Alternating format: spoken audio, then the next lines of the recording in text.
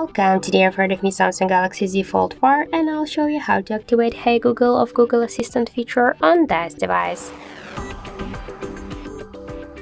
First, let's open the Google application and then tap on the right upper corner. Then click to the settings and select voice section.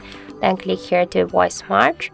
And just to activate OK Google, the Hey Google feature, we should click here once on the switcher. Tap to the next, click yes, I agree, tap to continue.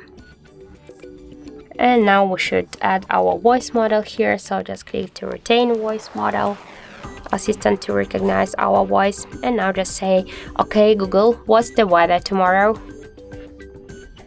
OK Google, remind me to water my plants every Monday. Hey Google, make a call. Hey Google, set a timer for 5 minutes. And then just tap to finish on the right down corner. And now one will say the OK Google or Hey Google. We can see that this switcher successfully turned on. So that's it. Thank you for watching. And if you find this video helpful, don't forget to leave a like, comment, and to subscribe our channel.